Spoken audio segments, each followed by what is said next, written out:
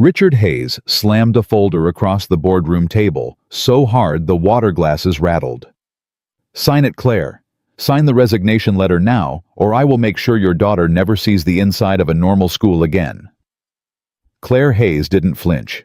She looked at the man she had trusted for 11 years, the man who had eaten Christmas dinner at her table, who had held her daughter's hand at her late husband's funeral, and she felt something inside her go completely irrevocably cold. She picked up the pen, but she didn't sign. What she did next will change everything you think you know about power betrayal and what a broken man with nothing left to lose is truly capable of. Drop your city in the comments. I want to see how far this story travels. And if you're new here, hit subscribe. You won't want to miss what comes next. Alex Carter had a rule. He didn't take cases that came to him through back channels. No anonymous envelopes. No third-party referrals. No, a friend of a friend said you were the best. He had built his reputation as a forensic accountant the hard way. 14-hour days, a master's degree, he'd paid for one semester at a time, and a dogged refusal to cut corners, even when corners were all anyone seemed to want him to cut. That rule lasted right up until the Tuesday morning in October, when he was standing in the parking lot of his daughter's elementary school, arguing with his debit card reader over a $40 balance, and his phone rang from a number he didn't recognize. He almost didn't answer. Maya was tugging at his sleeve. She was 7 small for her age, with her mother's dark eyes and his stubborn jaw, and she was already late for the second time that week because Alex had miscalculated the bus route after the car broke down again. "Daddy, I'm gonna be late." "1 second, baby." He answered the phone. "Carter." There was a pause on the other end. Not the kind of pause that comes from a bad connection. The kind that comes from someone deciding in real time whether to speak. Then, a woman's voice, low and controlled, with just the faintest ragged edge beneath it. "Mr. Carter, my name is Claire Hayes. I'm the CEO of Halcyon Technologies. I need your help." Alex looked at his daughter, looked at the school, looked at the notification on his phone screen. Overdue, $847. Rent, due October 1st. "Ms. Hayes," he said, "I charge $400 an hour." Another pause. "I'll pay $600, she said. "And I'll have a retainer of $25,000 in your account by end of business today if you agree to take the meeting." Maya was still pulling his sleeve. He walked her inside, signed her in late, kissed her on the top of her head, and watched her run down the hallway, backpack bouncing. Stood there for a moment with his hand pressed flat against the glass of the door. Then he called back. They met at a private conference room she'd rented in a downtown hotel, neutral ground, she'd said. No Halcyon offices, no cameras she didn't control. He got there first. That was habit. He liked to see who he was dealing with before they had a chance to compose themselves for him. Claire Hayes walked in 7 minutes later, and whatever he'd expected, polished, untouchable, the kind of woman whose photo ran in Forbes under headlines like "The Ice Queen of Silicon Valley," what he got was something different. She walked with a cane, a sleek carbon fiber thing that she handled with practiced efficiency, not embarrassment, but also not ease. Her suit was immaculate. Her posture was deliberate, and her face striking sharp-featured, the kind of face that had learned to be unreadable because the alternative was too costly. Her face was doing exactly what he suspected it always did, holding the line. But her hands were shaking. She sat down, set the cane against the table, and looked at him with eyes that were calculating and exhausted in equal measure. "You reviewed my file," she said. It wasn't a question. "Everything publicly available," he said. "Halcyon Technologies, $13 billion in revenue last quarter. You founded it 20 years ago, took it public in 2018. You've been named in a fraud investigation by the SEC. Your CFO, Richard Hayes, your ex-brother-in-law, is the one who flagged the irregularities to the board." She didn't blink. And the Wall Street Journal is running a story Thursday that says you personally authorized the transfer of $42 million into a shell corporation registered in the Cayman Islands. He leaned back. That's what the public record says. And what do you think? She asked. He studied her. I think if you'd actually stolen $42 million, you wouldn't be sitting in a mid-range hotel conference room paying a forensic accountant out of your own pocket. You'd have a team of 40 lawyers, and you'd be preparing a press statement, not a private meeting. Something shifted in her expression. Just a fraction, like a door opening a crack and then catching itself. I didn't do it, she said. I know, he said. Now tell me who did. Umar said. She talked for 2 hours. Alex took notes the old-fashioned way, legal pad, mechanical pencil, and he didn't interrupt, which seemed to surprise her. People like Claire Hayes he'd noticed over the years were used to being interrupted. Talked over, second-guessed. It made them armored in a very specific way, like they were always braced for the next blow. The story she told was this. 18 months ago, Halcyon had acquired a smaller tech firm called Meridian Analytics. The deal had been Richard Hayes' recommendation.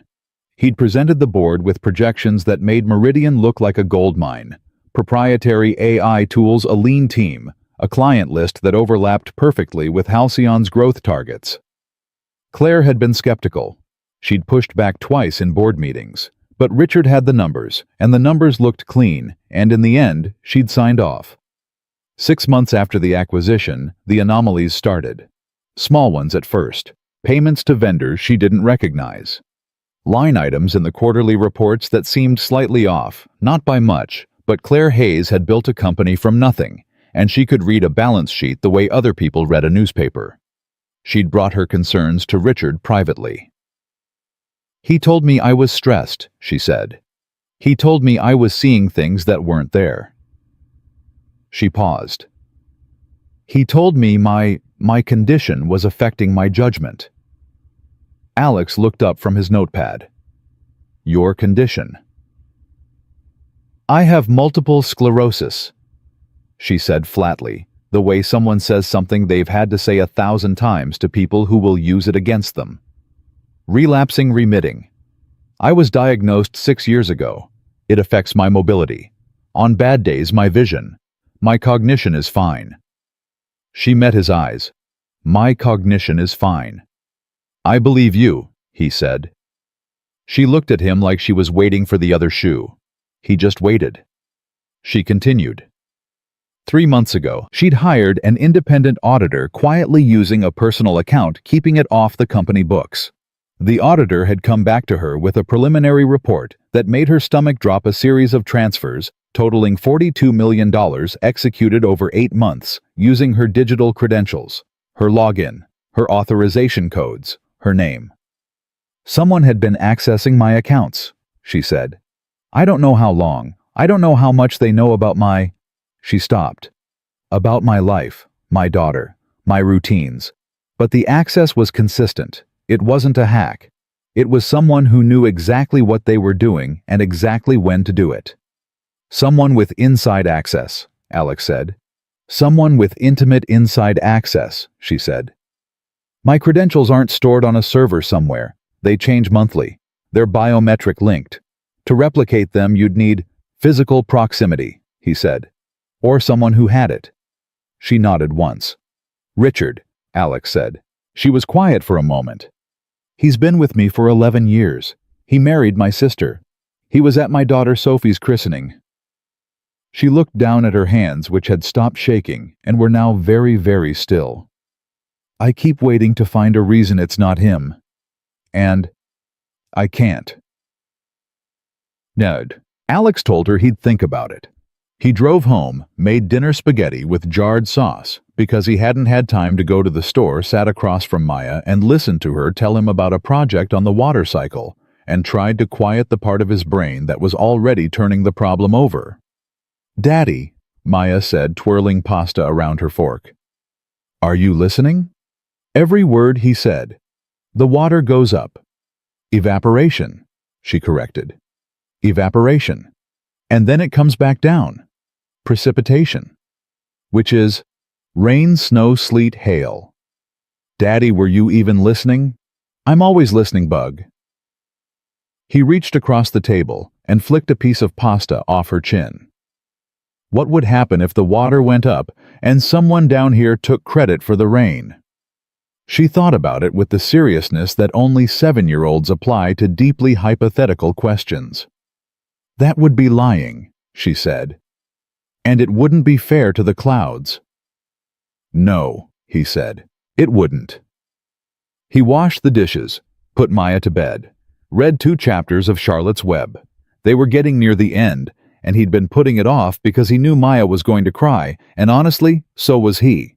And then he sat at his kitchen table with his laptop and his legal pad and everything he knew about Halcyon Technologies, and he worked until 2 in the morning.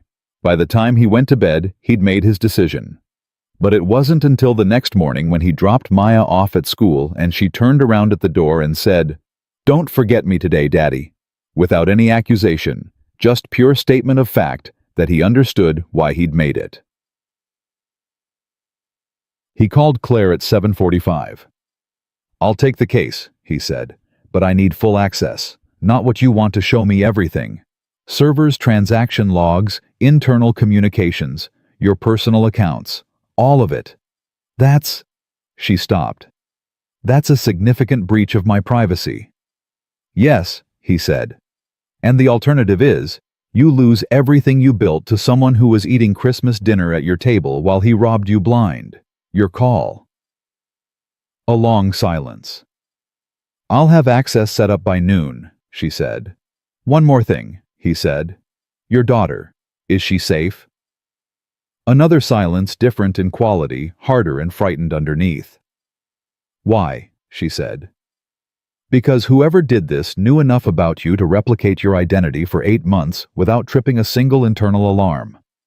That level of access doesn't stop at your financial records, Ms. Hayes. It never does." He heard her exhale. "Sophie is at boarding school," she said, "in Vermont. How many people know exactly where—" The silence that followed was answer enough. He started with the Meridian acquisition. That was always where it started in Alex's experience, not with the crime itself, but with the reason for the crime. The motive was the architecture. Everything else was just decoration. He pulled the original projections Richard had presented to the board, ran them against the actual post-acquisition performance data, compared vendor contracts, client retention rates, the AI tools that had been Meridian's crown jewel. The tools didn't exist. Not in any meaningful sense. There were prototypes, barely functional early-stage code that any competent developer could see was years away from market-ready, dressed up in a presentation that had been engineered to impress a board of directors rather than inform one. Richard Hayes hadn't just recommended the acquisition, he'd manufactured the case for it. Alex sat back. Why? That was the question. $42 million was a significant number, but for a man in Richard's position, CFO of a $13 billion company, it wasn't retirement money. It wasn't run-to-an-island money, unless it was going somewhere else. He pulled the Shell Corporation records. Cayman-registered standard structure impossible to penetrate from the surface. He ran the registration date 14 months ago, 2 months before the first suspicious transfer. He cross-referenced it against Halcyon's vendor records, and there it was, a consulting firm called Apex Strategic Partners, founded 15 months ago, single-client Meridian Analytics, 12 invoices over 8 months each for strategic advisory services, each for exactly $350,000. Alex pulled up the registration for Apex Strategic Partners. The listed director was a name he didn't recognize, but the registered agent, the attorney of record, was a name he did. He stared at the screen for a long time. Then he picked up his phone. Claire answered on the second ring. "Did you find something?" "I need you to tell me," he said carefully, "everything you know about a man named Gerald Frost." The silence on the other end was so complete and so sudden that he thought the call had dropped. Then, "How do you know that name?" "He's the registered agent for the shell company your money went into," Alex said. "Who is he?" When she spoke again, her voice was very quiet, and underneath the control, he could hear something he hadn't heard from her before. Fear. "Gerald Frost," she said, "is my board chairman." Alex didn't sleep that night. He sat at his kitchen table with evidence building around him, printouts flagged, spreadsheets, a web of connections that was becoming clearer and more damning with every hour. And he felt the particular nauseating sensation of a picture coming into focus that you were hoping would stay blurry. This wasn't one man embezzling money and blaming his ex-sister-in-law. This was orchestrated, layered, patient. The kind of fraud that takes not weeks or months to plan, but years. The kind that requires multiple participants, multiple cover stories, and most chillingly, a deep, intimate knowledge of the target. Someone had studied Claire Hayes. Her habits, her vulnerabilities, her relationships, her medical condition. Someone had decided long before the first dollar moved that she was the perfect fall guy. Powerful enough to make the crime look big.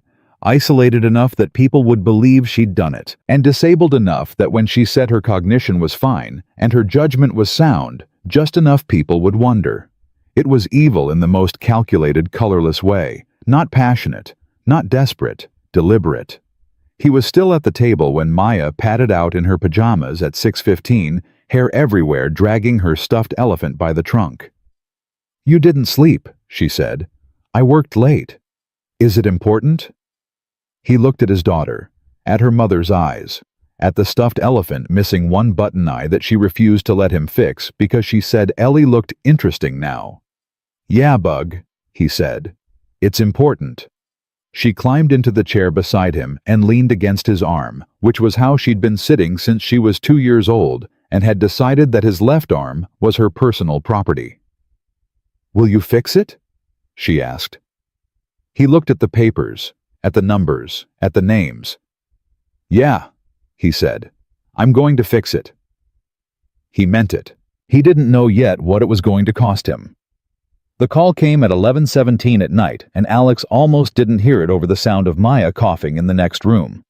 He'd been fighting a low-grade panic about that cough for 3 days. It wasn't serious. The pediatrician had said it was just a seasonal thing. Give her honey and steam and let it run its course. But Alex Carter had been raising a child alone for 4 years. And alone meant that every cough, every fever, every small sign that something might be wrong, landed on him with the full weight of a man who had no one to share the fear with. He checked on her first. She was asleep, breathing fine, the humidifier running. He stood in the doorway for a moment, just watching her chest rise and fall, the way he'd done when she was a newborn, and the fear was so big it had no name yet. Then he answered the phone. "They know," Claire said. No greeting, no preamble. Her voice was stripped down to its bare components, controlled but only just. "Someone inside the investigation has been feeding information back. Alex, they know I hired an independent auditor. They know I've been compiling records." "How?" "I don't know.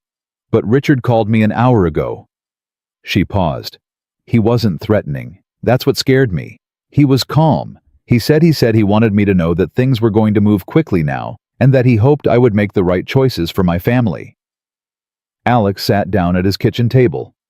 He mentioned Sophie. Not by name. He didn't have to. "Okay." He pulled the legal pad toward him. "Tell me exactly what he said. Every word." She recited it like she'd already gone over it a dozen times in her head, which she probably had. Richard had called at 10 p.m. He'd asked how she was doing, genuinely pleasantly, the way you asked someone you'd known for 11 years and still liked in spite of everything.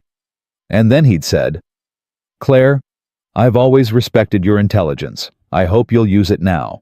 The board is going to move for emergency removal next Tuesday. I can't stop that. But what happens after Tuesday, that's still in your hands. Think about what matters most. Think about what you stand to lose." And then he'd hung up. "He's accelerating the timeline," Alex said. "Something spooked him. Or someone tipped him off that you're close to something."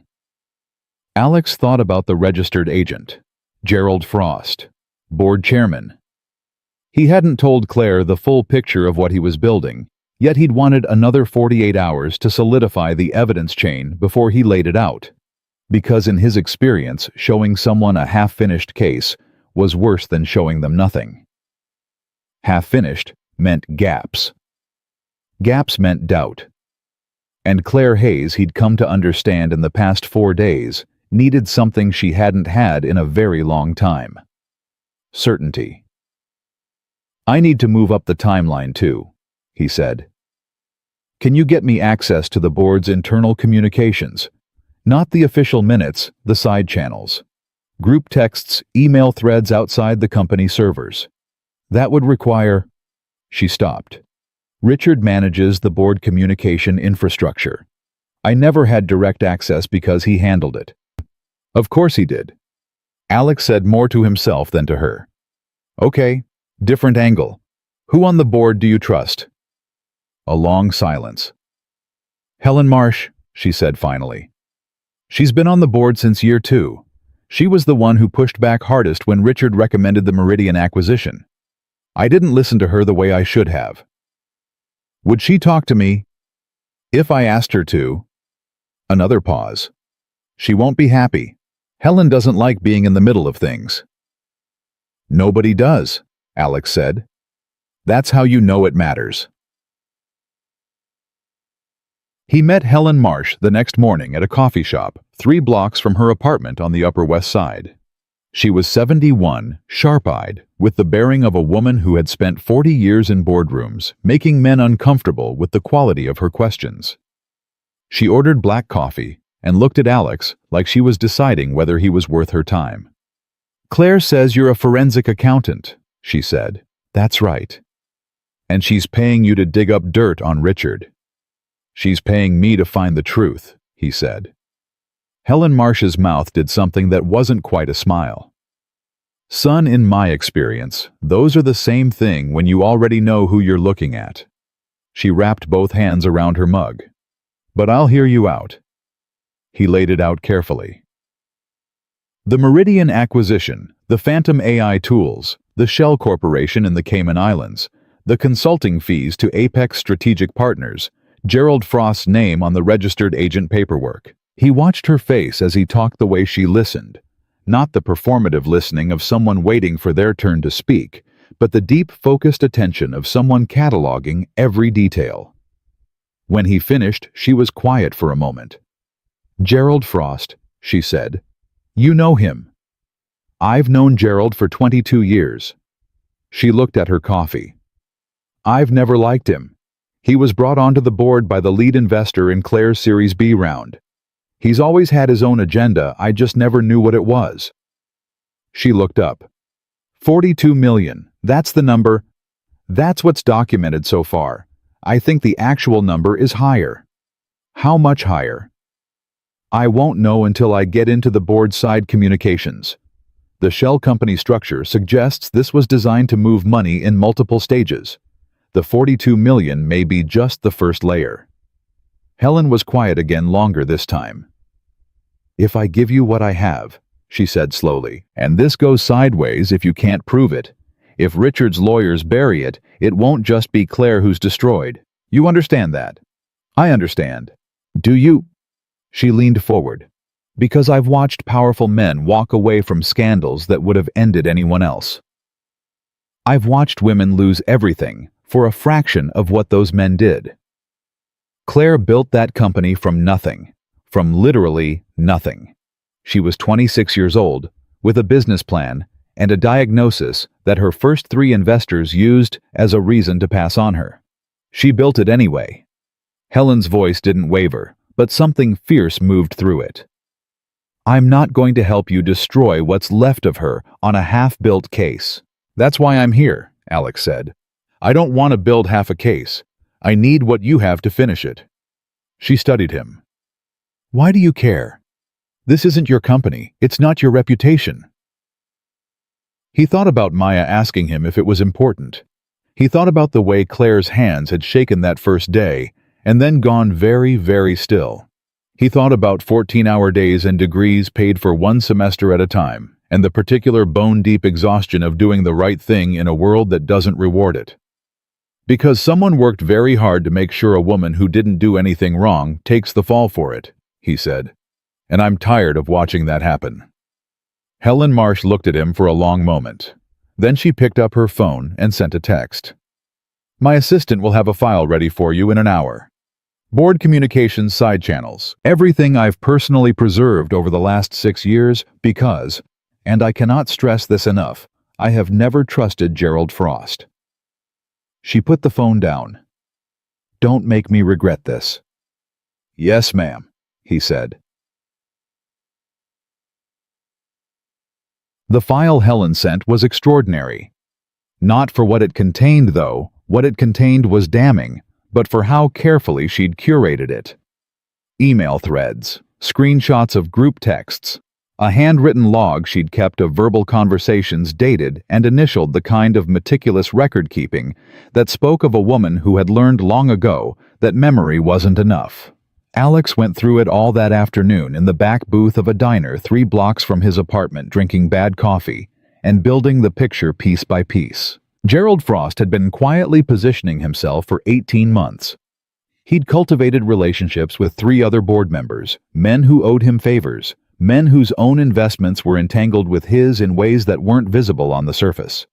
He'd been slowly, systematically undermining Claire's authority in board meetings, framing her decisions as emotionally driven, questioning her judgment, dropping careful references to her health in conversations where her health had nothing to do with anything. He'd been building the case for her removal before Richard had ever moved $1. Alex put down his coffee. The fraud hadn't been the primary plan. The fraud was the cleanup plan. The real plan, the original plan, had been to remove Claire from Halcyon through legitimate means. Make her look unstable. Make her look erratic. Use her MS as a shadow argument without ever saying it out loud, in the way that certain kinds of cruelty operate, never direct enough to confront, always present enough to corrode. When that hadn't moved fast enough, Richard had escalated. The $42 million was never just about money. It was about creating an offense so clear, so documented, so thoroughly attached to Claire's name and credentials that no amount of denying it would be enough. It was designed to make her look guilty, even to the people who wanted to believe her. He called Claire. I need you to listen to me very carefully, he said, and I need you to not react until I'm finished. I'm listening, she said. He told her. Not everything, not yet, but enough. He told her about Frost's 18-month campaign. He told her about the board members Frost had collected. He told her that the fraud was the second plan, not the first, which meant the first plan had almost worked, which meant she was closer to losing everything than she'd understood. Silence on the other end. Then, he was in my house, Alex, last Christmas. He sat at my table, and he looked at my daughter, and he told me what a remarkable young woman Sophie was becoming. Her voice was very controlled in the way that a dam is very controlled. He was already doing this.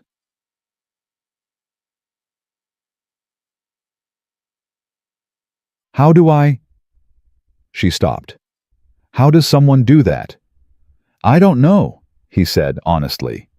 I stopped trying to understand how people do it a long time ago. I just focus on stopping them. Another silence. The board meets Tuesday, she said. That's 5 days. I know.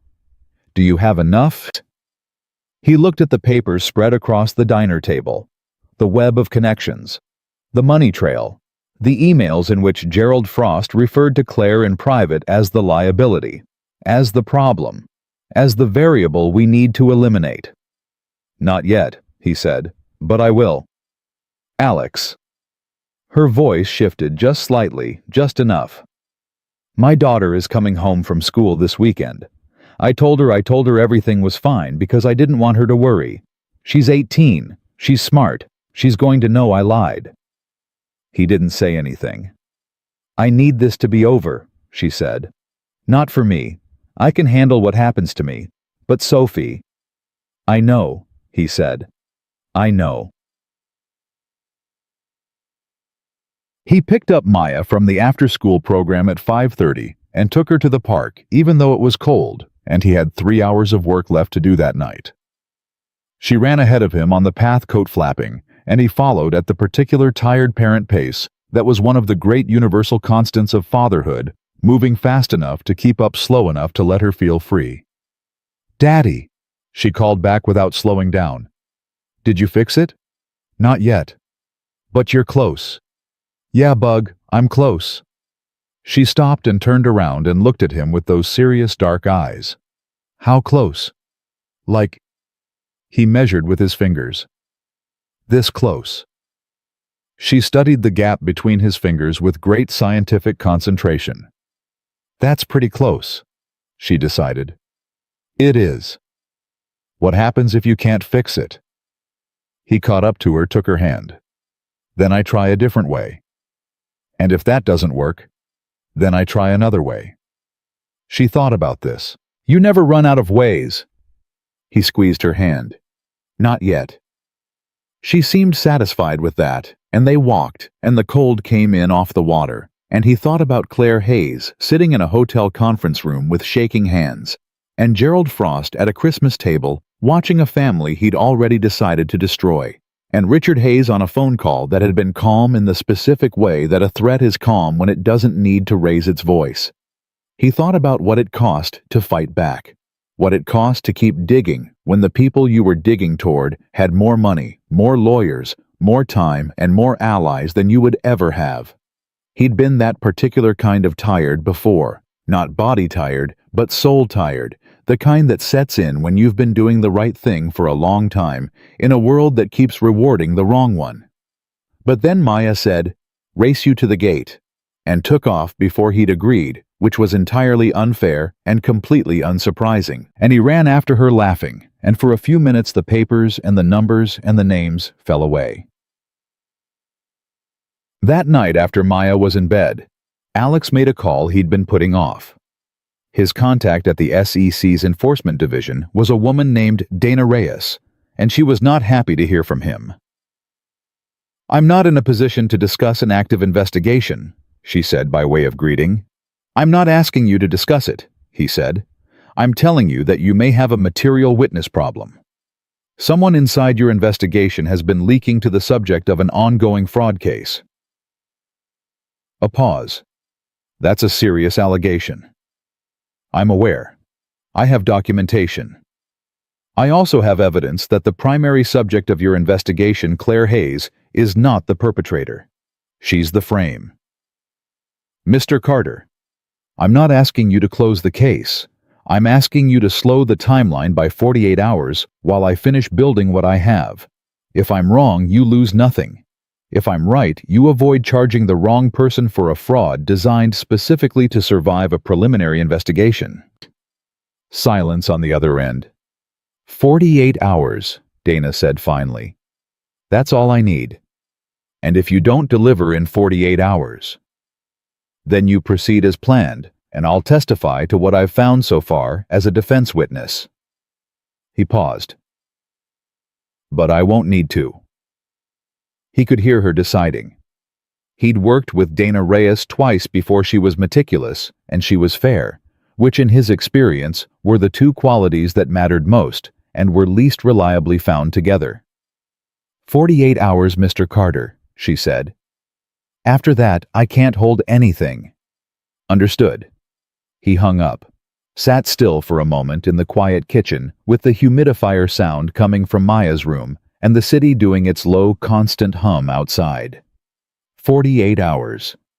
He pulled the legal pad toward him and started writing.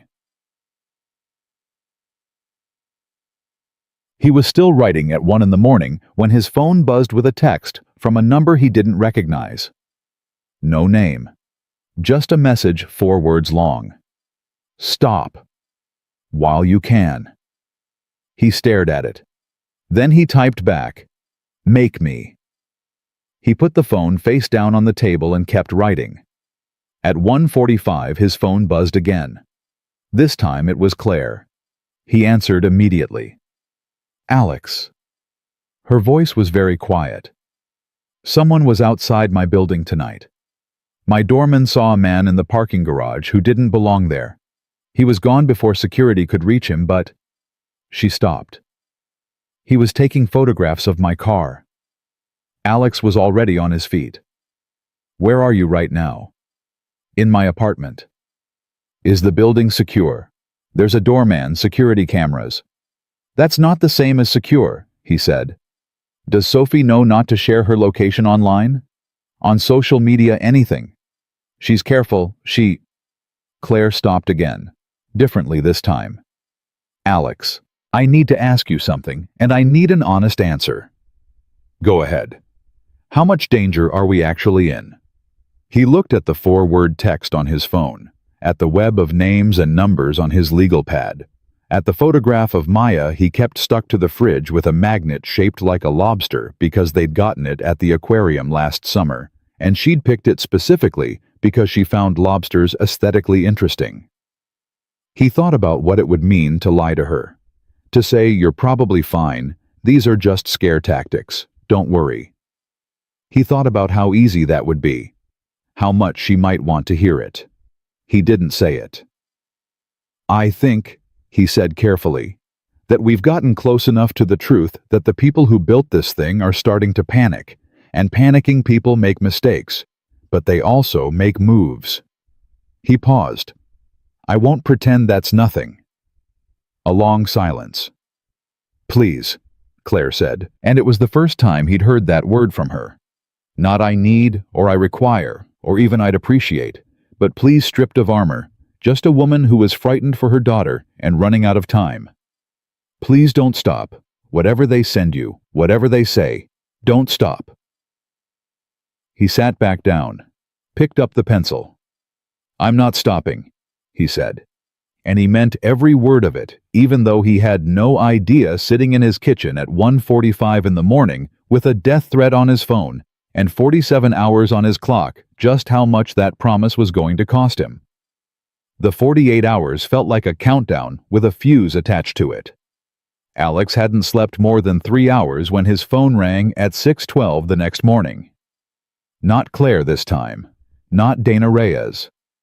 The number had a 212 area code he didn't recognize, and when he answered, the voice on the other end was male-measured and deeply, deliberately pleasant. Mr. Carter, my name is Thomas Weil. I'm a senior partner at Weil Frost and Associates. I represent Gerald Frost personally, as well as several members of the Halcyon Technologies Board of Directors. Alex set down his coffee. Okay. I'll be brief because I respect your time, and I imagine you've had a long night. The pleasantness didn't shift even slightly. We're aware that you've been engaged by Ms. Hayes in a private capacity. We're also aware that you've been in contact with Helen Marsh, and we believe with an official at the SEC.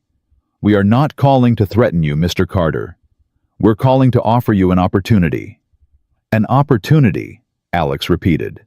You are by all accounts an excellent forensic accountant. You have a daughter. You have financial obligations that are, and I mean this respectfully, significant relative to your current income. We are prepared to offer you a consulting contract with one of our affiliated firms. 18 months, $450,000. All you would need to do is step back from this engagement and certify in writing that your preliminary review of Halcyon's financial records found no evidence of third-party fraud. Alex was quiet for exactly 3 seconds. Mr. Weil, he said, I want to make sure I understand what you're asking. You want me to sign a document stating that I found no fraud in Halcyon's records? In essence, yes. In exchange for $450,000. That's correct. And you're not calling this a bribe because it's a consulting contract, Weil said smoothly. The arrangement is entirely legal, and, Mr. Weil... Alex's voice didn't rise. He'd learned a long time ago that the most effective thing you could do when someone was trying to intimidate you was to refuse to perform being intimidated.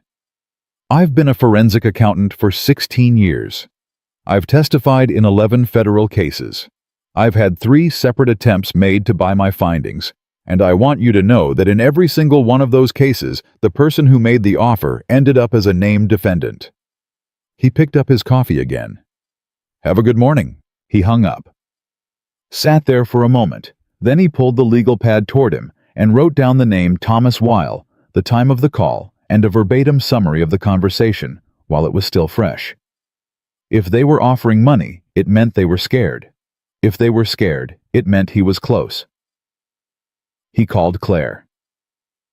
"They just tried to buy me out," he said when she answered. A sharp intake of breath. "How much?" "$450. Silence. Then very quietly, And I told them to have a good morning," he said. "But Claire, this changes things. They don't make that kind of offer unless they know what I've found. Which means either there's still a leak inside the SEC, or—" He paused. "Or someone got into my records." "Your records." Her voice shifted. "Your personal records. I use encrypted cloud storage. It's not impossible to crack, but it's not easy either.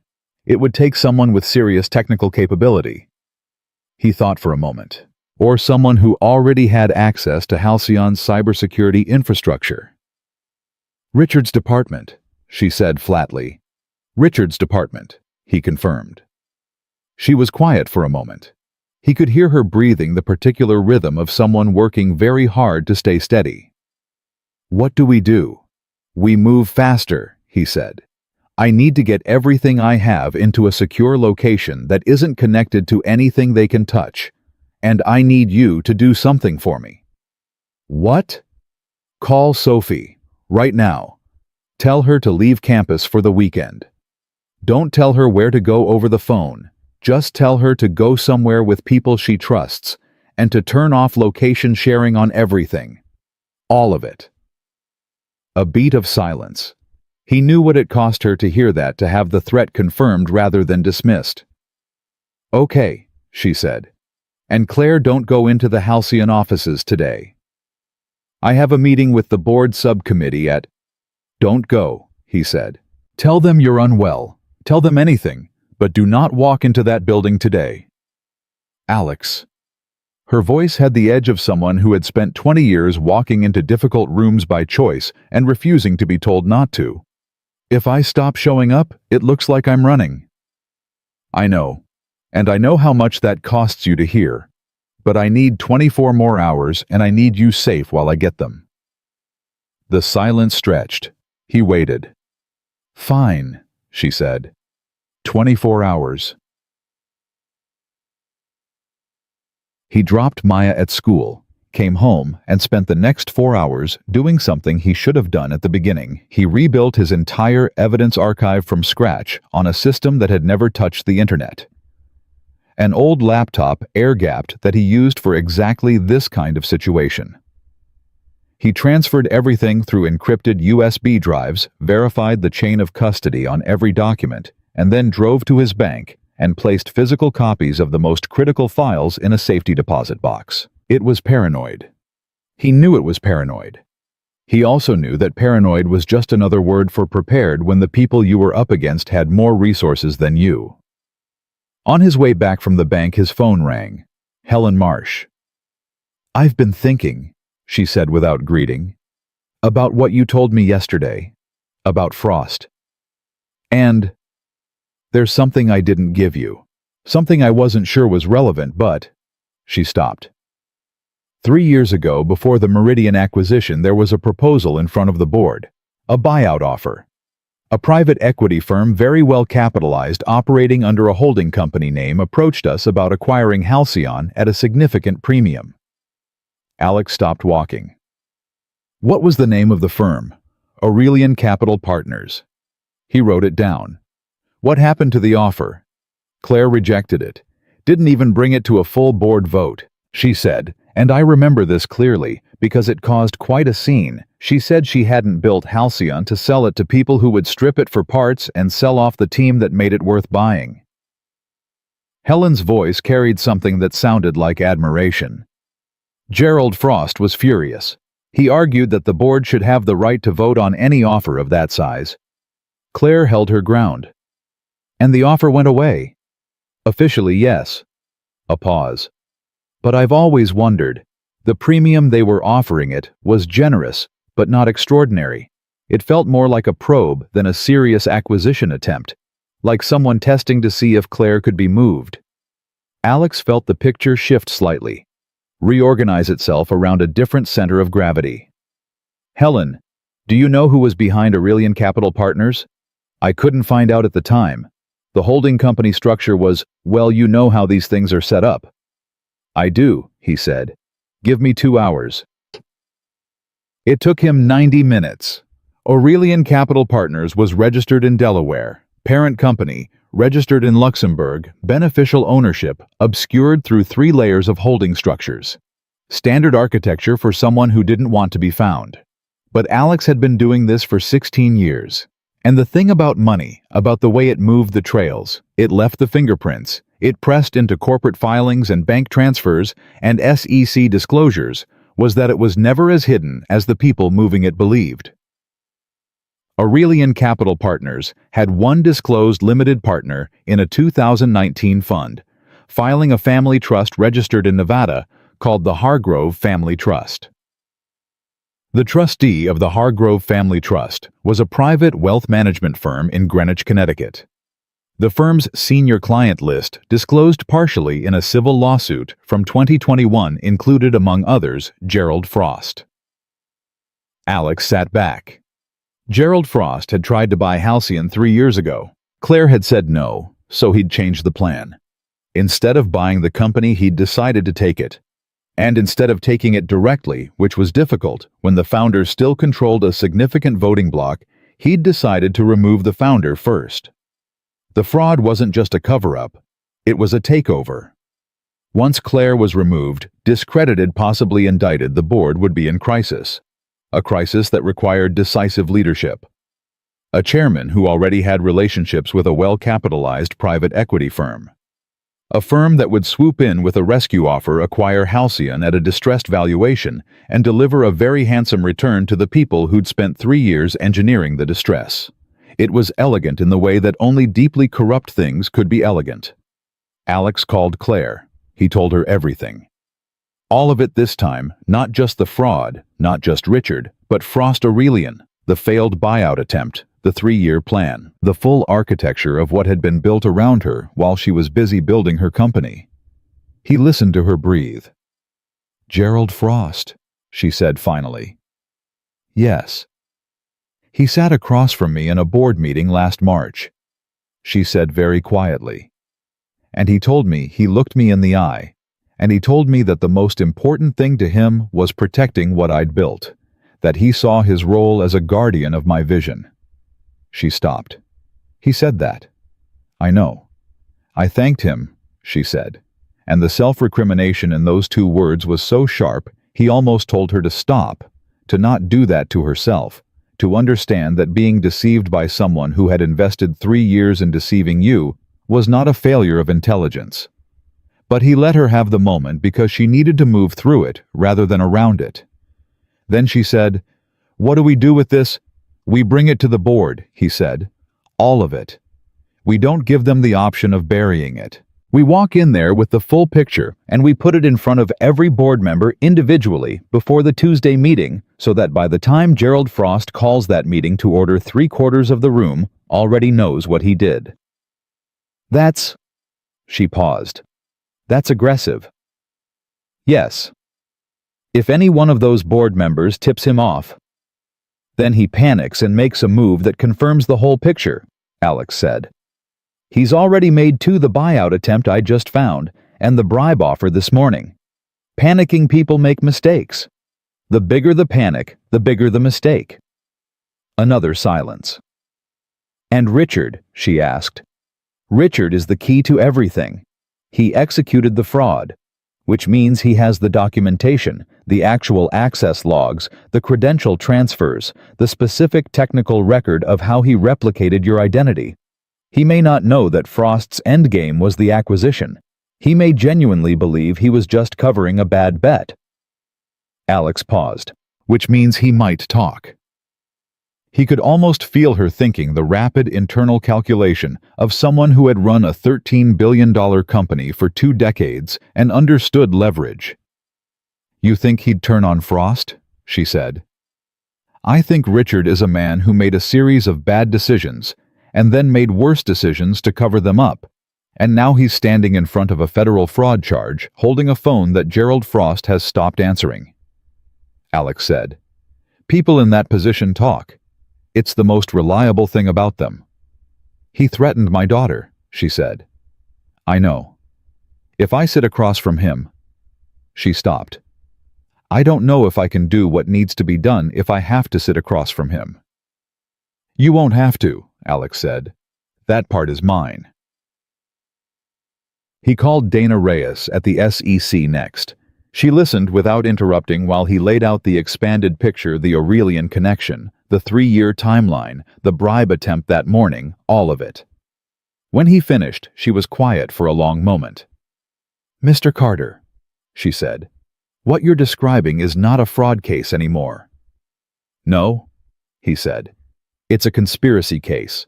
Fraud, securities manipulation, witness tampering, and attempted corporate takeover through criminal means, which means it's bigger than your division." "Yes," she said. "It is." Another pause. "The bribe attempt this morning, you documented it.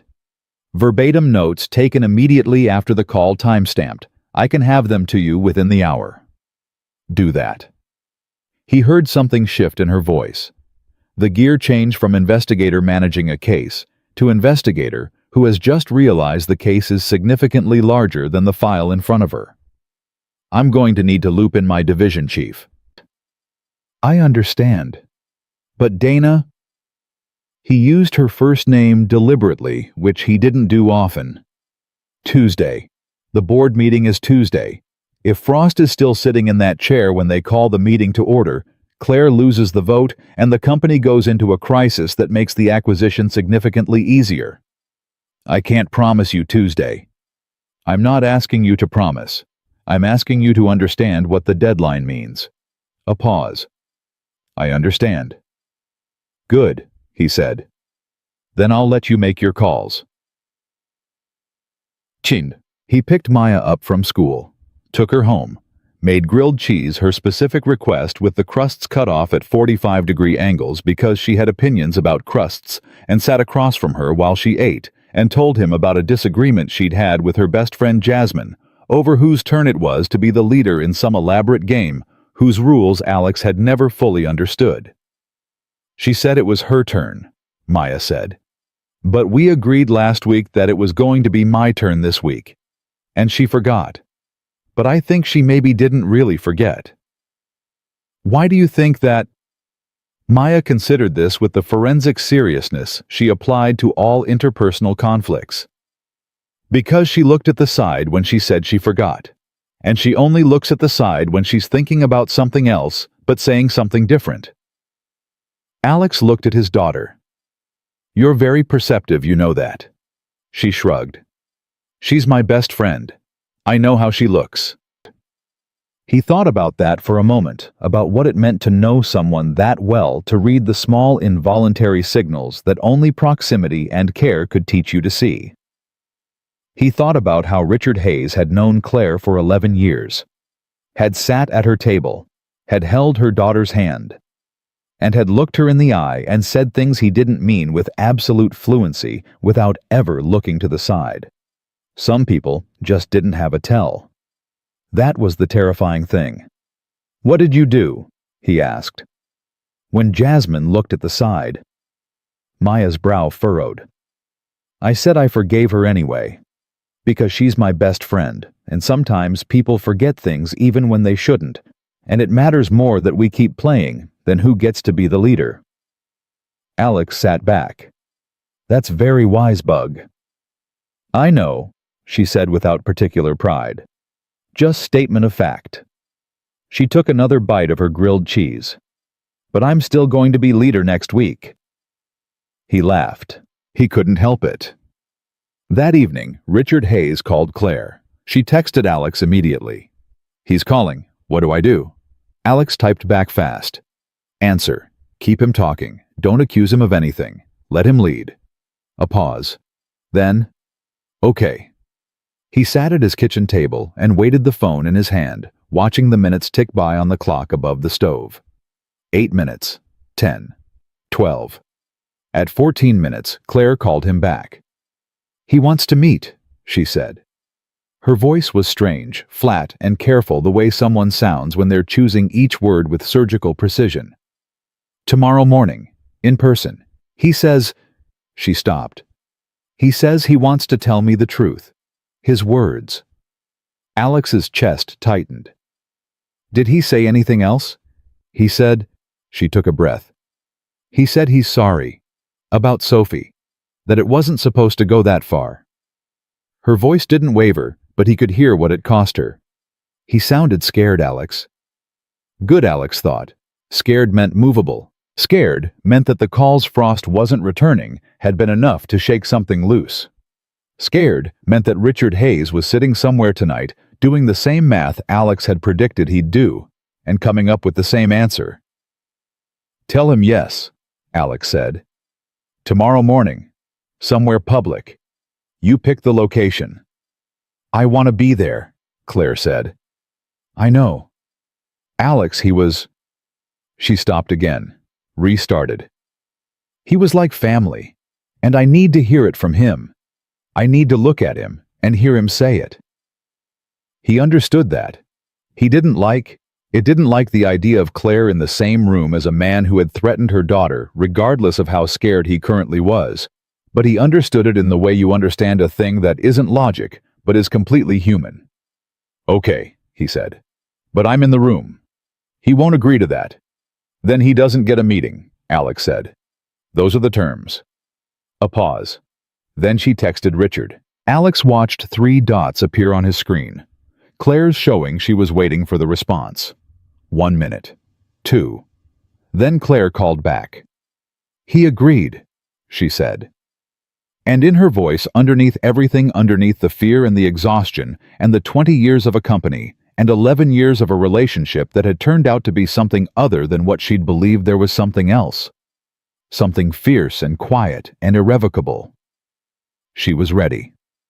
Alex looked at the papers spread across his kitchen table, at the web of names and connections that he'd spent 6 days building from nothing, at the 48-hour window that was now down to 18, at the photograph of Maya on the fridge under the lobster magnet, mid-laugh at something he couldn't remember anymore.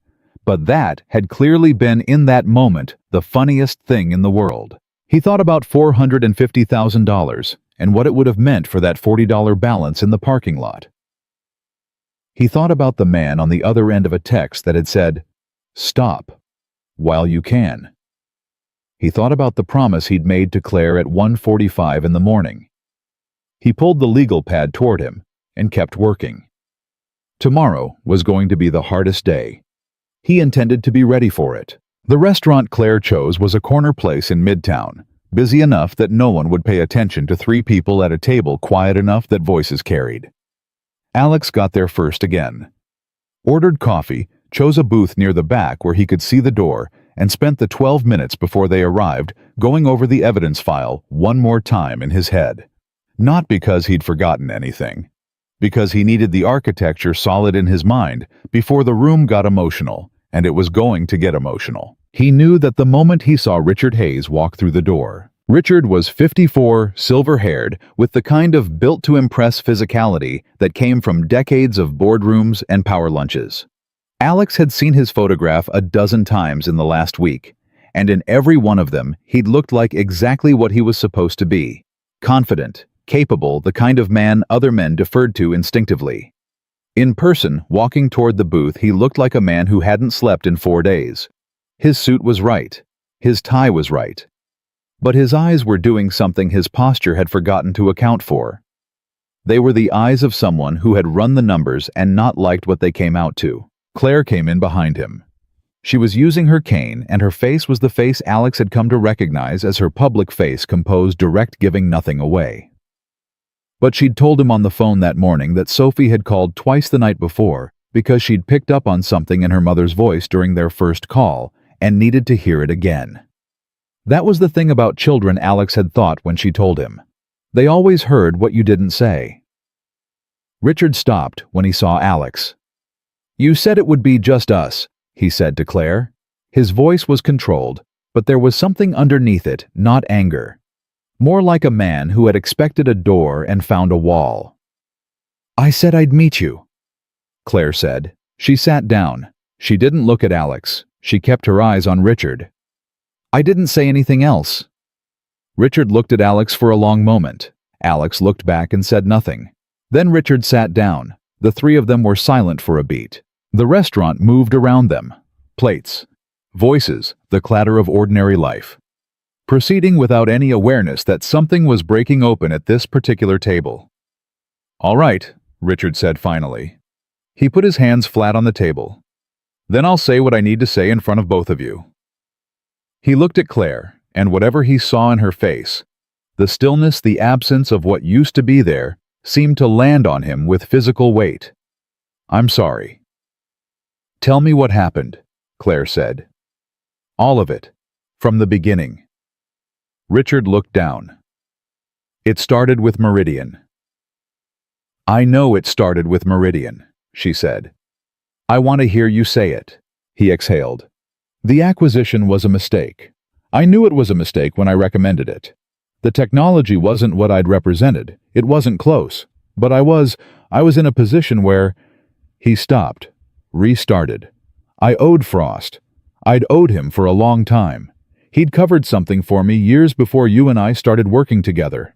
Something I couldn't let surface, and he called that in. He told me to recommend Meridian, told me to make the numbers work. He looked up. I made the numbers work. And the transfers, Alex said. Not a question, a marker. Keep going. Richard looked at him. Frost needed the acquisition to go through because he needed Halcyon to absorb Meridian's debt structure. Meridian was a vehicle, a loss vehicle that he'd used for a specific type of tax repositioning that I'm not going to sit here and explain, because I think you already know what I'm talking about. He looked at Alex pointedly. I do, Alex said. Once Meridian was inside Halcyon, the transfers were designed to move the associated liabilities off Frost's personal exposure and into Halcyon's structure. And the way to do that without triggering a review was to route it through credentials that had authorization at the board level. He paused. Claire's credentials. The table was very quiet. How did you get them? Claire said. Her voice was not loud. It was very precise. Richard didn't answer immediately. Richard, she said, how did you get my credentials? Your assistant, he said. Mara. She didn't know what she was doing. I told her I needed access to your authentication system to run a security audit. She thought it was standard procedure. He shook his head. She had no idea. None. Claire's jaw tightened. Alex watched her process it, the specific kind of anger that comes with realizing someone innocent had been used as a tool against you, which was different from the anger of direct betrayal. Harder in some ways, more diffuse. And Frost's plan, Alex said. You knew about the acquisition strategy, Aurelian Capital. Richard's eyes flicked to him sharply. You found Aurelian. 3 days ago. A long pause. Richard looked like a man watching an exit close. I knew Frost had an equity position in a fund that was watching Halcyon. I didn't know. I want to be clear about this. I did not know that the full plan was to use Claire's removal to trigger a distressed acquisition. I thought it was about covering the Meridian exposure. I thought once the transfers were buried, and Claire took the heat for it, Frost would be satisfied, and it would be over. He looked at Claire. I didn't know about Sophie. Don't, Claire said. Claire? Do not say her name to me right now. Her voice was so quiet it was almost worse than if she'd raised it. You called me on a Tuesday night, and you told me to think about what I stood to lose. You used my daughter as a... She stopped. Took one controlled breath. Finish what you're saying. Richard was quiet for a moment. When he spoke again, his voice had dropped. The call about Sophie, that wasn't me. That was Frost. He told me what to say. I didn't know what he'd done, that someone had been in your parking garage, that they'd been watching her school. He stopped. When I found out, I told him it was over, that I wouldn't go further. And that's when he stopped returning your calls, Alex said. Richard looked at him again. Yes. Because you'd become a liability. The word landed. Richard understood exactly what it meant, and Alex could see from his face that he'd already understood it before he walked through the door. It was why he was here. It wasn't conscience, or not only conscience. It was survival, and the calculation that his best chance of survival was in this booth with these two people, rather than alone and waiting for Gerald Frost to decide what to do with a man who knew too much and was no longer useful. Alex had seen that calculation before. He didn't judge it. It got him what he needed either way. "I need everything," Alex said. The access logs from Claire's authentication system. The internal communications between you and Frost about Meridian. Any documentation of the Aurelian connection you can provide directly. And I need you to be willing to repeat every word you just said on the record to a federal investigator. Richard looked at him steadily. "If I do that, you're still facing fraud charges," Alex said. "I won't pretend otherwise, but there's a significant difference in federal sentencing between a cooperating witness who came forward and a defendant who got dragged into court. You know that." "I want immunity. I can't give you immunity. I'm a forensic accountant. But what I can do is make sure that every investigator who looks at this file understands exactly what you provided, when you provided it, and why it mattered." Alex leaned forward. "Gerald Frost is going to have 8 lawyers and 20 years of political capital between him and a conviction. You're the thing that gets through all of that. That has value. Use it." Richard looked at Claire. And something happened in that look that Alex hadn't expected. Not a conversation exactly, but the remnant of one. The ghost of 11 years of trust, even broken, even turned into something that had no name yet. Richard Hayes looked at the woman he'd spent a decade working beside, and helping, and knowing, and ultimately betraying, and whatever he was looking for in her face, he didn't find forgiveness. He didn't find warmth. He found something harder and in its own way more honest. He found the truth, which was that she was still there, still standing, still the person she'd been before any of this happened, and that he was not. "Okay," he said. He reached inside his jacket and placed a USB drive on the table. "I had this made 3 days ago, when Frost went quiet. I thought..." He shook his head. "I thought I might need it." Alex picked it up. "Everything," he said. "Everything," Richard said.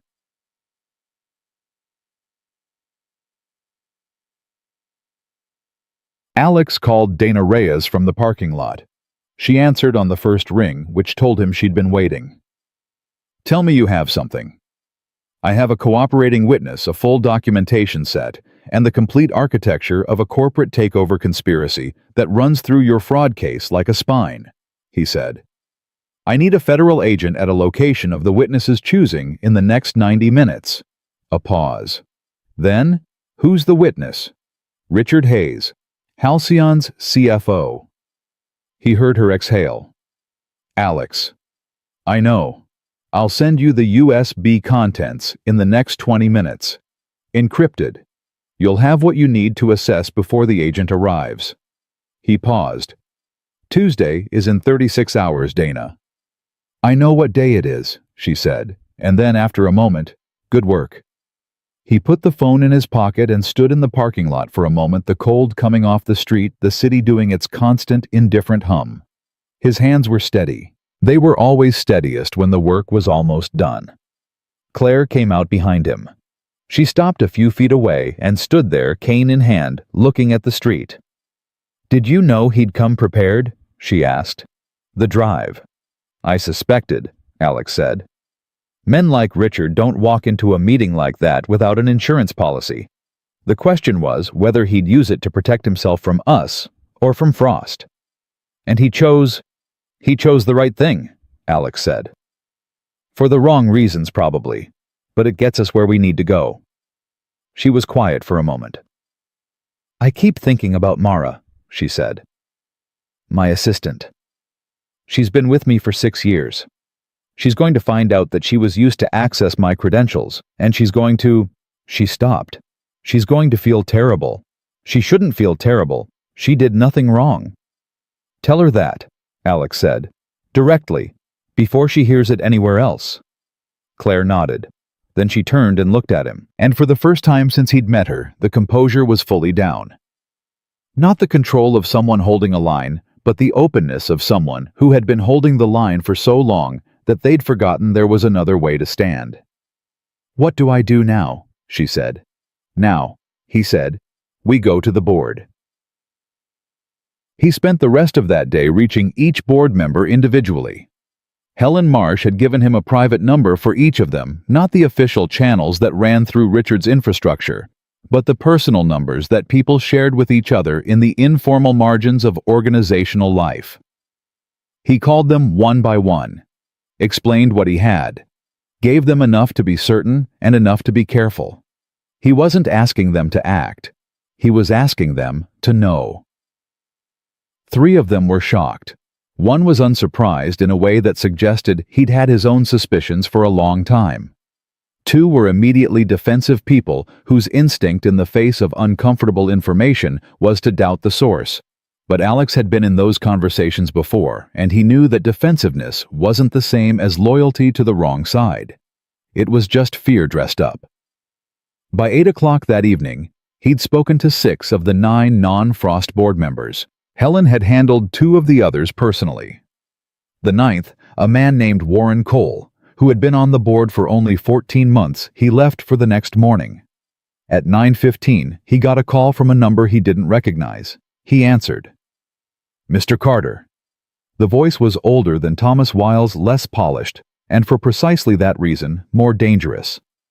I think you know who this is. Alex sat very still. Mr. Frost. I'll be brief. Gerald Frost's voice was the voice of a man who had operated with impunity for a very long time and was choosing even now to sound like he still was. You've done impressive work. I mean that sincerely. Most people I'd have made that offer to in the morning would have taken the money. I'm sure. I want you to understand something, Frost said. What you think you know what you've built, it will not survive Tuesday. I have been in this industry for 40 years. I have navigated situations that would have destroyed men twice as capable as you, and I have done it by understanding one fundamental truth. The people who matter in any institution are the people those institutions were built to protect. A pause. You are not one of those people, Mr. Carter. Neither is Claire Hayes, despite what she believes. Alex let him finish. Then he said, Mr. Frost, I'm going to give you the same information I gave your lawyer this morning, and I want you to take it more seriously than he apparently did. I have 16 years of federal testimony experience. I have a cooperating witness with documented evidence. I have an SEC division chief who has been briefed as of 2 hours ago, and I have a call scheduled tomorrow morning with the U.S. Attorney's Office for the Southern District of New York. He paused. You called to scare me. I want you to understand that what you've actually done is give me a time-stamped record of witness intimidation to add to everything else. So thank you for that. A long silence. You should have taken the money, Frost said. Have a good night, Alex said, and hung up. He sat there for a moment. His hands were still steady.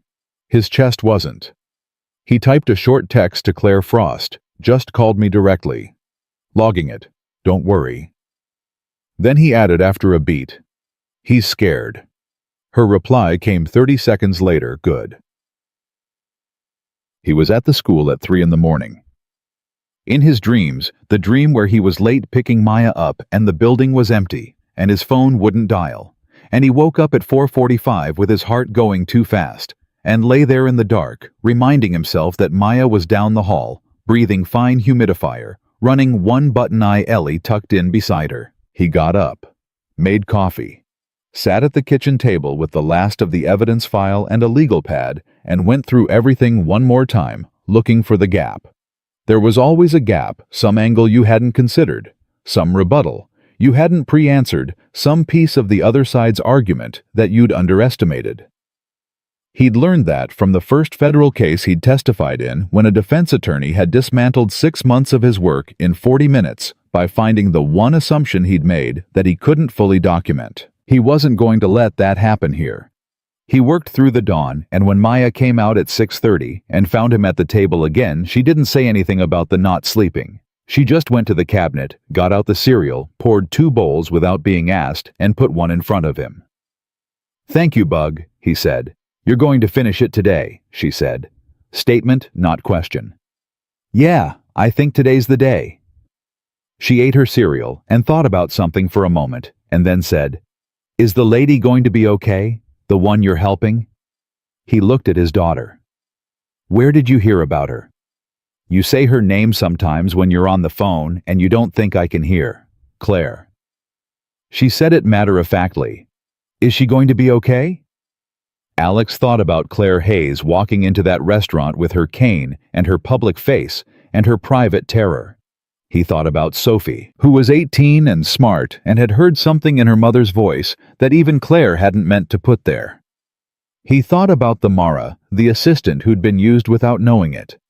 He thought about Helen Marsh and her handwritten logs, and her 40 years of watching powerful men walk away from things that would have destroyed anyone else. "Yeah," he said. "She's going to be okay." Maya nodded. "Because of you." "Because of her," he said.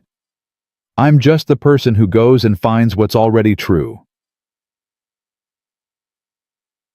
Warren Cole was the last board member on his list, and Alex reached him at 8 in the morning on his cell. Cole was cautious, careful, and asked the right questions, the kind of questions that told Alex he wasn't being asked to do anything except tell the truth, which was all Alex was asking. By 9:15, every voting member of the Halcyon board outside of Gerald Frost knew what was in Alex's file. By 11, Donna Reyes called to confirm that the USB Richard had provided had been verified, and that an arrest warrant for Richard Hayes was in process. The cooperation deal his attorney had negotiated would factor into sentencing, not charges, which was the deal Alex had described, and the one Richard had accepted. A separate warrant was being prepared for Gerald Frost. The timing, Dana said, would be coordinated with Tuesday's board meeting. "Tuesday morning," Alex said. "Before the vote." "I understand," Dana said.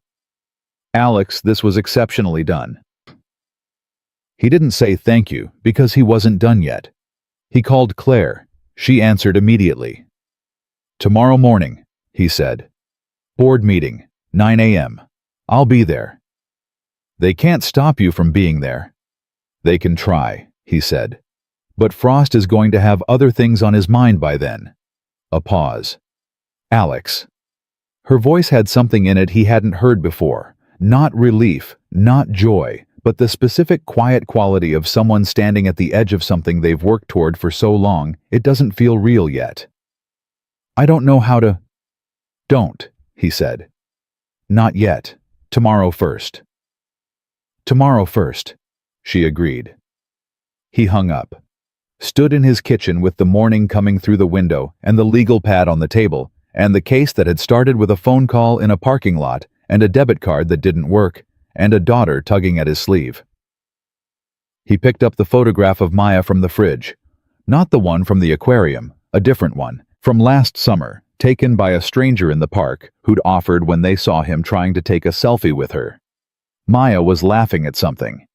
He was looking at her instead of the camera, which was a thing he apparently did in every photograph without knowing it. He put it back under the lobster magnet. Then he picked up the legal pad and his keys and his evidence file, and he got ready to finish what he'd started. Tomorrow was going to be the day. He was certain of it, in the way that you could only be certain of something you'd built from nothing, piece by piece, in the dark at kitchen tables on borrowed time, for reasons that had nothing to do with money, and everything to do with what a man could stand to look his daughter in the eye and say. He was ready.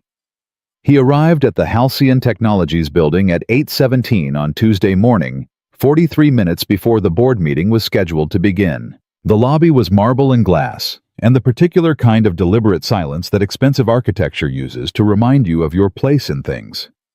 The security desk was staffed by a young man who looked at Alex's visitor badge request with the polite stonewalling that people in those positions were trained to deliver. "Sir, I don't have you on the approved list, sir." I'll need to verify with the board secretary, sir, if you could just wait over there. Alex waited. He'd expected this. What he hadn't expected was Claire coming through the elevator doors at 8:22, already dressed for the most important meeting of her professional life. Charcoal suit cane posture, so exact it looked like architecture, and walking straight to the security desk without slowing down. "He's with me," she said to the guard. "He's been on the list since this morning. Check again." The guard checked again, found it. Looked mildly flustered in the way of someone whose small power has been efficiently removed. Claire turned to Alex. "Helen called ahead," she said. "She anticipated that they'd try to keep you out." "She's good," he said. "She's extraordinary," Claire said. "I should have listened to her about Meridian." She said it without self-pity, just plain acknowledgement, and then she turned toward the elevator, and he walked beside her, and they didn't talk about what was coming, because there was nothing left to say about it. They'd said everything. Now they had to do it. The elevator opened on the 34th floor. Gerald Frost was already in the boardroom. Alex saw him through the glass wall, silver-haired, broad-shouldered, seated at the head of the table with the unhurried composure of a man who believed the room was his. 3 other board members were already seated. 2 of them, Alex noted, would not make eye contact with Frost when he spoke. Helen Marsh was at the far end of the table with her coffee and her reading glasses, and the expression of someone who had been waiting a long time for a particular Tuesday. When Claire walked in, the room changed. Not dramatically. Nothing dramatic happened in rooms like this. Everything was controlled and managed and held at a careful distance from actual feeling. But the air moved differently. People shifted in their chairs. Frost looked up, and for just a moment, a fraction of a second that most people in the room probably missed, something moved across Gerald Frost's face that was not composure. It was the look of a man who had spent 3 years building a plan that was supposed to have concluded long before this morning, looking at the person that plan was supposed to have eliminated still standing. He recovered instantly. Claire. Warm. Presidential. The voice of a man who had decided to behave as if nothing was wrong, which was always the most dangerous kind of enemy. "I'm glad you're here. I think we need to have a frank conversation as a board about—" "We will," Claire said. She sat down, not at her usual seat, but 3 chairs away, close enough to be present, far enough to have the full table in her sightline. She set her cane against the chair. She folded her hands on the table. "We're going to have a very frank conversation, Gerald. I just need everyone to be here first." Frost's eyes moved to Alex, who had taken a position standing near the door, not at the table, not in anyone's seat, just present. A fact in the room. "Who is this?" Frost said. "His name is Alex Carter," Claire said. "He's a forensic accountant. He's been working with me for the past 10 days. She paused. "He has some findings he'd like to share with the board." "This meeting is not open to Gerald." Helen Marsh's voice from the far end of the table was not loud, but it had the quality of something that had been waiting a long time to be said. "Sit down and let this man speak." The remaining board members filed in over the next 8 minutes. Alex watched each of them come through the door, watched their eyes the way people moved through a room when they knew something was wrong and were managing their knowledge of it. Most of them had spoken to him in the last 24 hours. Most of them knew what was coming. The ones who didn't would understand within the next 30 minutes. When the last member was seated, Alex stepped forward. He didn't use notes. He'd worked without notes since his 3rd federal case, because notes were a crutch, and a crutch was a signal to every person in the room that you weren't fully certain of what you were saying. He was fully certain. He started with Meridian, laid out the inflated projections, the non-existent technology, the manufactured acquisition case. Then the transfers, the shell corporation, the $42 million, the credential theft, the technical mechanism through which Richard Hayes had replicated Claire's authentication across 8 months of transactions. He watched faces change as he talked. He watched the 2 defensive board members he'd spoken to yesterday, the ones whose instinct was to doubt shift as the documentation became undeniable, as the specificity of what he was presenting made the alternative explanation increasingly impossible. Then he laid out Aurelian Capital Partners, the failed buyout attempt 3 years ago, the Hargrove Family Trust, the thread that led from Gerald Frost's private equity position to the holding company that had approached Halcyon with an acquisition offer that Claire had rejected, the rejection that had turned a legitimate deal into a conspiracy. He looked at Frost when he said it. Frost had not moved. He was still sitting at the head of the table with his hands folded and his face set in an expression of careful, professional skepticism. But his hands, Alex noticed, had pressed flat against the table sometime in the last 5 minutes. The way hands pressed flat when the person they belonged to needed something to hold on to. "These are serious allegations," Frost said. His voice was steady. Alex gave him credit for that. "Allegations is the operative word, Mr." He looked at Alex. "Carter, what you've described is a theory, a financial narrative that could have multiple interpretations. Without documented evidence of my personal involvement in any of these transactions. USB Drive 7B, Alex said. He set a document on the table, a summary of the drive's contents, each item numbered and sourced. 43 internal communications between you and Richard Hayes over a 22-month period, including 3 in which you explicitly instruct him to route transfers through Claire's credentials. 17 communications between you and Thomas Weil of Weil Frost & Associates regarding the legal structure of Aurelian Capital Partners, including a memo dated 14 months ago outlining the acquisition strategy for Halcyon following Claire's removal. He paused. And 1 communication dated 9 days ago in which you instruct Richard Hayes to use Sophie Hayes as, and I'm reading your exact words, additional leverage if the primary timeline slips. The room went very quiet. It was the kind of quiet that happened when something unsayable had been said, when the thing everyone in a room had been managing around was placed on the table in plain language and the managing was no longer possible. Frost looked at the document. His hands were still flat against the table. "I want my attorney present before this conversation continues." "That's your right," Alex said. "It might interest you to know that your attorney Thomas Weil was contacted by the U.S. Attorney's Office for the Southern District of New York at 8 a.m. this morning regarding his potential liability in the Aurelian structure. He may be somewhat preoccupied." He let that land. "There are also 2 federal agents in the lobby who have been waiting since 8:15. They have a warrant. They were given instructions not to come upstairs until 9 o'clock as a courtesy to this board's process." He looked at his watch. "It's 9:47. Gerald Frost looked at him. Then he looked at Claire. And what Alex saw in that look was not contrition, not shame, not even anger. It was the look of a man recalculating not whether he'd lost, but whether there was still a version of losing that he could manage. There wasn't. Alex had made sure of it. Frost stood up. He straightened his jacket. He looked around the table at the faces of people he had known for years, some of them for decades, and not one of them would hold his eyes.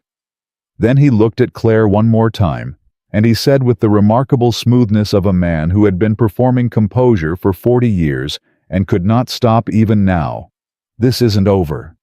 "Gerald," Claire said quietly. "Yes, it is." He walked out. Alex nodded to Helen Marsh, who picked up her phone and sent a single text to the security desk.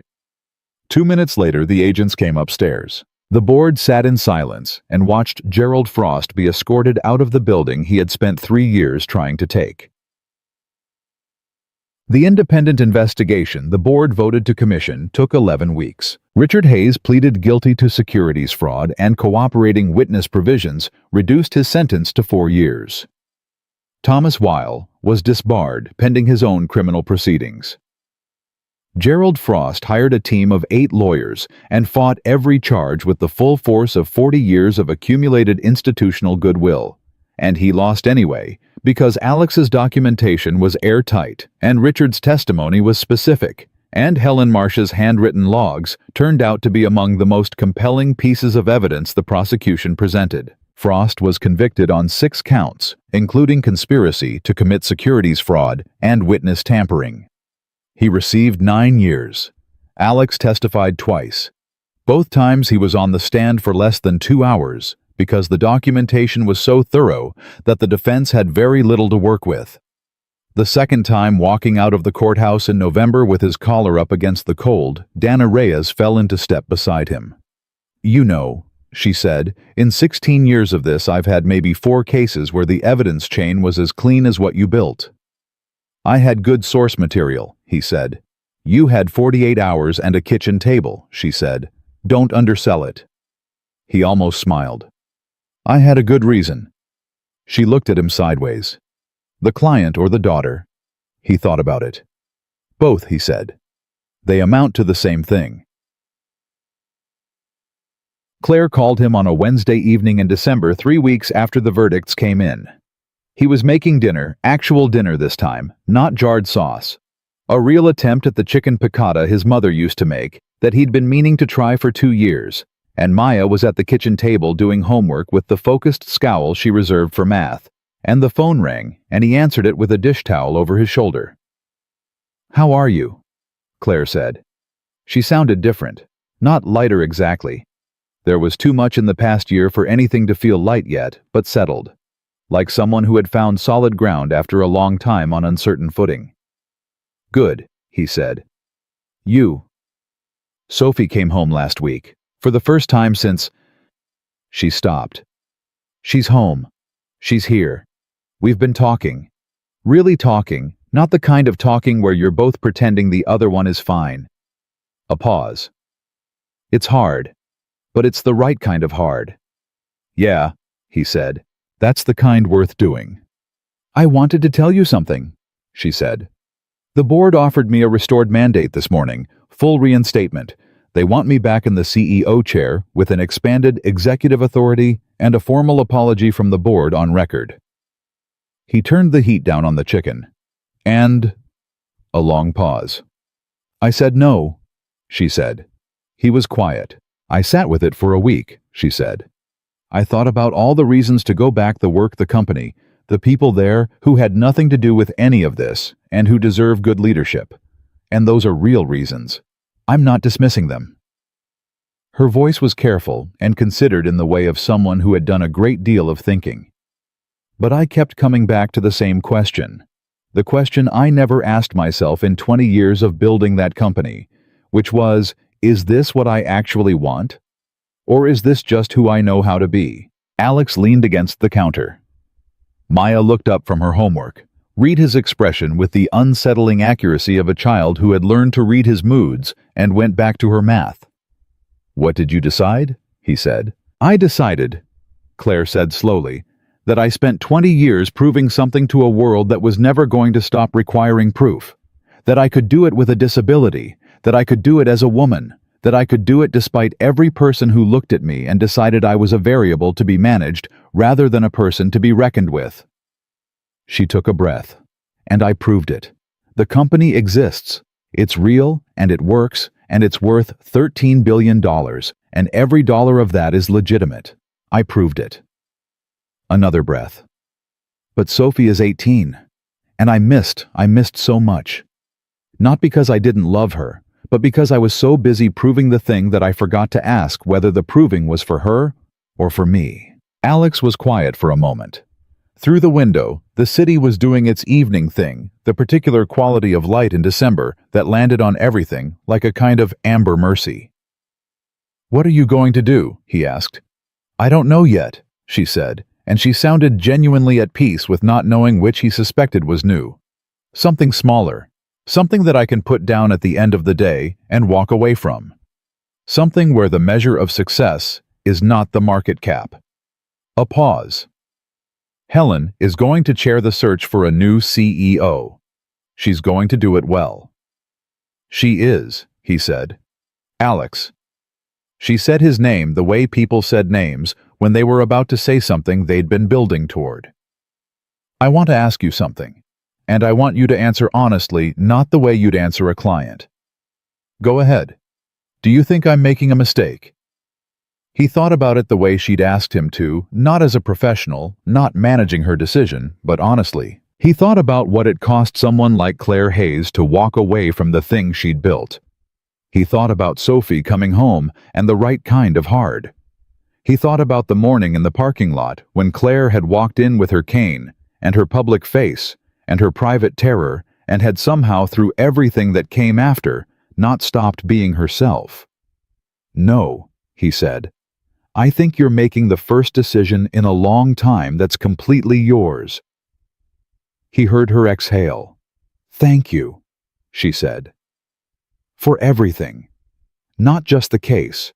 For not treating me like I needed to be protected from the truth." "You never did," he said. "No," she said. "I didn't." They talked for a few more minutes.